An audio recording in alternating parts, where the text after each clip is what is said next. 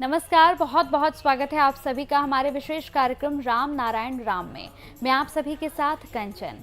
राम नारायण राम ये ऐसा कार्यक्रम है जिसके माध्यम से आपके जीवन की तमाम समस्याओं का समाधान हो जाता है। समाधान सिर्फ सुनकर और तमाम ज्ञान की बातों से प्रेरित होकर अपने जीवन में उन ज्ञान की बातों को लाकर अगर आप अपने जीवन को आगे बढ़ाते हैं तो निश्चित रूप से आपके जीवन में बदलाव होगा और जिस एक असमंजस के दुविधा की स्थिति में आप हैं वो दुविधा और असमंजस भी समाप्त हो जाएगा। आज का हमारा जो ये पूरा एपिसोड है, पूरा कार्यक्रम है, ये भी बहुत विशेष होने वाला है क्योंकि इसमें भी हम आपको दोनों ही भाषा में यहाँ पर प्रेसिडेंट के विचार आपको बताएंगे। वो बंगाली में यहाँ पर आपको अपने खुलकर उद्देश्य यहाँ पर उपदेश देंगे, विचार बताएंगे कि आखिर यहाँ पर संतान दल क्या है। तो चलिए कार्यक्रम को आगे बढ़ाते हैं। हमारे साथ संतान दल के प्रेसिडेंट हैं यहाँ पर शंकर सरकार जी और खास मेहमान संगीता मुखर्जी जी।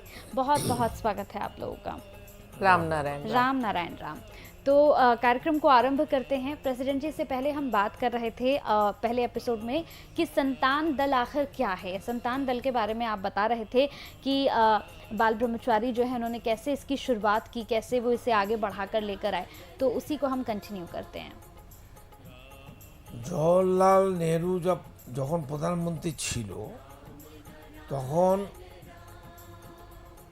বারেন ঘোষের মাধ্যমে জওহরলালের কাছে নিয়ে যায় বাল্য ব্রহ্মচারীকে। তখন বাল্য ব্রহ্মচারীকে জিজ্ঞাসা করেছিল জওহরলাল নেहरू, आप নেতাজির সম্পর্কে আপনি অনেক বক্তব্য রাখেন, আমার কাছে খবর আছে আপনি নেতাজি এখন কোথায় আছে। কারণ তখন নেতাজি আউট অফ ইন্ডিয়া, তিনি প্রকাশ্যে আসতে পারছেন না। प्रेसिडेंट जी का कहना है कि जवाहरलाल नेहरू ने बाल ब्रह्मचारी को बुलाया था। उनको अपने पास बुलाने के बाद जो हमारे प्रधानमंत्री, एक ही कारण था। हाँ, एक ही कारण था। उन्होंने उनसे बुलाकर पूछा कि आप सुभाष चंद्र बोस जी के बारे में सब कुछ जानते हैं, कहाँ है। वो उनसे पूछ रहे थे कि तुम्हें, आपको मालूम होगा कि वो कहाँ पर हैं, आपका उनसे बहुत ज़्यादा संपर्क भी है, ये मुझे खबर मिली है, तो आप बताइए कि सुभाष चंद्र बोस कहाँ पर हैं। তখন নেতাজি সুভাষ বোস সম্পর্কে বললেন জওহরলালকে, বাল ব্রহ্মচারী, যে আপনি কি চান নেতাজি সুভাষ বোস এখানে আসুক। বলছে এ তো আমি একা সিদ্ধান্ত নিতে পারবো না, কারণ এর মধ্যে ইন্টারন্যাশনাল আমাদের তারপর ভেতরকার কংগ্রেস পার্টি মন্ত্রিসভা এদের সঙ্গে বসতে হবে, আমি আপনাকে পরে জানাবো। बाल ब्रह्मचारी जी ने जवाहरलाल नेहरू जी से पूछा कि क्या आप चाहते हैं कि वो वापस आ जाए, आप जो इतनी पूछताछ कर रहे हैं। तो जब उन्होंने ऐसा पूछा तो उन्होंने यही जवाब दिया कि मेरे को फिर सबसे कंसल्ट करना पड़ेगा, एक मीटिंग रखनी पड़ेगी, उसमें हम डिसाइड करेंगे, फिर हम आपको। इंटरनेशनल समस्या আছে। हाँ, उनको वापस बुलाने में एक इंटरनेशनल इशू भी खड़ा हो सकता है, इसीलिए हम इंटरनल मीटिंग करके आपको बाद में बताएंगे। তো বাল ব্রহ্মচারী যখন ঘুরে কলকাতা চলে এলো দিল্লি থেকে, আসার পরের দিন ওখানকার চিফ মিনিস্টার ছিল প্রফুল্ল সেন, 500 পুলিশ বাহিনী নিয়ে তাকে অ্যারেস্ট করলো তার আশ্রমে। বলো।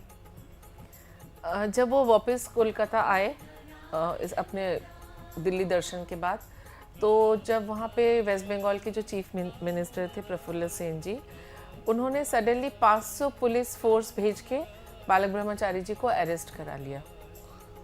और জিজ্ঞেস করছে যে বাড়ি সার্চ করেছে কি আছে বাড়ির মধ্যে, টোটাল বাড়ি এ টু জেড সার্চ করেছে করে নেতাজি সই করা 3টে ব্ল্যাঙ্ক পেপার ফরওয়ার্ড ব্লকে সই করা কাগজ আশ্রমে পেয়েছিল বাল ব্রহ্মচারী ঘর থেকে। जब 500 पुलिस ऑफिसर्स की फोर्स भेज के उनको अरेस्ट करने भेजा, उससे पहले इनका बाल ब्रह्मचारी जी का घर सर्च किया गया था। तो वहाँ पे उनको सुभाष चंद्र बोस जी के 3 ब्लैंक पेपर पे साइन किए हुए डॉक्यूमेंट्स में, फॉरवर्ड ब्लॉक का लेटर हेड, उनका लेटर हेड पे, फॉरवर्ड ब्लॉक के लेटर हेड पे। এবং তাকে অ্যারেস্ট করে নিয়ে যায় সেই লালবাজারের লকআপে রাখে। লেডিস লকআপ আগে থাকতেই পরিষ্কার করে রেখেছিল, সেটা ধুয়ে মুছে পরিষ্কার করে রেখে ওই আলাদা করে ওই লকআপে তাকে রেখেছিল। तो ये तीनों चीज़ें मिलने के बाद पुलिस ने उन्हें अरेस्ट किया और उनको लाल बाज़ार के जो पुलिस स्टेशन में, पुलिस चौकी में, वहाँ पे उनको जो फीमेल वार्ड होता है वहाँ का एक वार्ड क्लीन करके, फीमेल लॉकअप लॉकअप जो रहता है अंदर, उसके अंदर फीमेल लॉकअप में उनको, पूरा साफ सफाई करके हाँ, उसमें नया बिस्तरा फिस्तरा डाल के सब कुछ नया पानी गिलास सब দিয়েছে তখন ভালো মজুরিকে ওখানে আটকে রেখেছে जी, তারপরে ভালো মজুরি কোর্ট থেকে খালাস হয়ে যায়, মানে ছাড়া পেয়ে যায়, জিতে যায় मामला। उसके बाद कोर्ट में केस जाने के बाद बालक ब्रह्मचारी जी ये केस जीत जाते हैं और उनको रिहा कर दिया जाता है।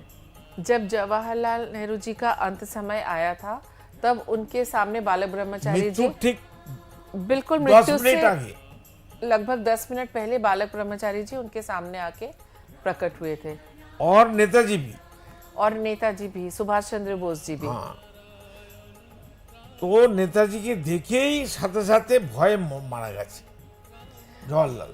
जब जवाहरलाल नेहरू जी के अंतिम क्षण थे, उन्होंने अपने सामने जब सुभाष चंद्र जी को देखा और तो- बालक ब्रह्मचारी और का देखा, बालक ब्रह्मचारी जी दोनों को साथ में देखते ही उनकी तभी तुरंत मृत्यु हो गई। स्ट्रोक हो गया।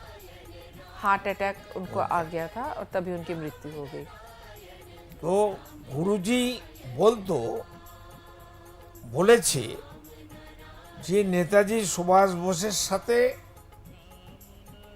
জওয়াহরলাল নেহরু এবং কংগ্রেস পার্টি যা করেছে এই কারণে কংগ্রেস পার্টি এবং জওয়াহরলালের পরিবার শেষ হয়ে যাবে।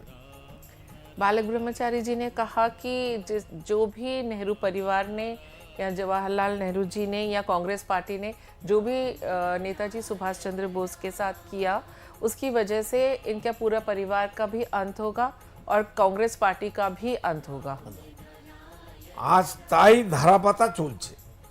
और ये तब की बात है और आज का दिन है और आज सच्चाई सबके सामने है। উনি আরো বলে দিচ্ছিল ঋষিতুল্য ব্যক্তি দুজন তিনজন এই দেশকে চালাবে। और बालक ब्रह्मचारी जी ने ये भी कहा था कि जैसे ऋषि मुनि होते हैं, उसी ত্যাগী পুরুষ, जो त्याग करना जानते हैं, उन्हीं को हम ऋषि या सन्यासी कहते हैं, वही लोग इस देश को चलाएंगे आगे जाके। আর এখন সেটাই প্রমাণ হচ্ছে ভবিষ্যৎবাণী মোদি আর যোগীর মাধ্যমে। जो भविष्यवाणी बालक ब्रह्मचारी जी ने तब की थी और आज वो सच्चाई सबके सामने है और वही हो रहा है जो मोदी जी और योगी जी इस देश को चला रहे हैं। এবং বালব্রহ্মচারীর নেতৃত্বে সারা পৃথিবীতে এক জাতি, এক নীতি, এক ধর্ম, এক ভাষা, এক সম্প্রদায়, একান্নবর্ত পরিবার সৃষ্টি হবে। और उन्हीं के आशीर्वाद से ये जो पूरा देश है, ये पूरा जो विश्व है, एक बड़े जॉइंट फैमिली जिसको हम कहते हैं, उसी की तरह से मिलजुल के, ना उसमें जातिवाद होगा, ना धर्म का कोई बंटवारा होगा, एक बड़े परिवार की तरह मिलजुल के रहेंगे। এবং এটা খুব তাড়াতাড়ি হবে এবং ভারতবর্ষ সারা পৃথিবীকে পথ দেখাবে, রাস্তা দেখাবে। ভারতের কথা সবাইকে মানতে হবে। और ये बहुत जल्दी ही ये वक्त आने वाला है और भारतवर्ष ही सबको इस चीज़ में सबसे आगे मार्गदर्शन करते हुए सारे बाकी अन्य देशों को लेके जाएगा। সমস্ত পৃথিবীর রাষ্ট্রনায়করা, জনগণরা ভারতবর্ষের নেতৃত্বকে এবং মোদি যোগীকে মেনে নেবে। और बहुत जल्द ही ऐसा वक्त आने वाला है कि भारत का नेतृत्व पूरा बाकी विश्व मानेगा और उसका नेतृत्व हमारे देश में से योगी जी और मोदी जी ही करेंगे। যত ধর্ম তৈরি হয়েছে 7000 বছর ধরে কোনো ধর্মই থাকবে না। ये जो पिछले इतने 27,000 सालों से जो भी विभिन्न 7000 7,000 ईयर से जितने भी धर्म धीरे धीरे बने हैं, आगे बंटवारा हुआ है, ये कोई भी अलग धर्म नहीं रहेगा तब। এই ধর্ম 400-র উপরে। जैसे कि प्रेसिडेंट पहले भी कह चुके हैं कि आज पूरे विश्व में कम से कम 400 धर्म माने जाते हैं। 800 মানুষ পৃথিবীতে আছে। 800 करोड़ जो है जनगणना लगभग इस पूरे विश्व की है। 1500টা মানুষ সবচেয়ে ধনী হয়ে গেছে, আর 800 কোটি মানুষের উপর শোষণ করছে, রক্ত চুষছে। इस 800 करोड़ की आबादी में सिर्फ 1500 लोग ही जो है पूरे लोगों को, बाकी पूरी जनता को शोषण कर रहे धरती हैं में, वर्ल्ड में, पूरे विश्व में। विश्व में, और पृथ्वी में। वही बहुत ज्यादा अमीर हैं और बाकी लोगों के ऊपर शोषण कर रहे हैं। खून चूसता है। कहा जाए तो एक प्रकार लोगों का खून चूस रहे हैं। সবার জন্মগত অধিকার অ্যাজ পার বার্থ রাইট কেড়ে নিয়েছে। जो इंसान का जन्म सिद्ध अधिकार है वो तक उन लोगों ने छीन लिया है उन लोगों से। সেই জন্য প্রকৃতির নিয়মে, ওপরওয়ালা সর্বশক্তিমানের ইচ্ছায় এই কাজ খুব শীঘ্রই হবে। এইটা যারা বাধা দেবে তারা মরবে। बहुत जल्द, जिसको कि बालक ब्रह्मचारी जी ने इतना प्रचार किया है कि प्रकृति का नियम हम सबको फॉलो करके चलना चाहिए, यही नियम अब पूरे विश्व में आएगा। और যে না মানবে, जो भी इसको नहीं मानेगा, जो सर्वशक्तिमान के आदेश को नहीं मानेगा, उसी का पतन अनिवार्य है। মানুষের তৈরি করা 400 ধর্ম একটাও থাকবে না। ये जो मैन मेड लगभग 400 धर्म है, इनमें से कोई भी धर्म अब टिकेगा नहीं।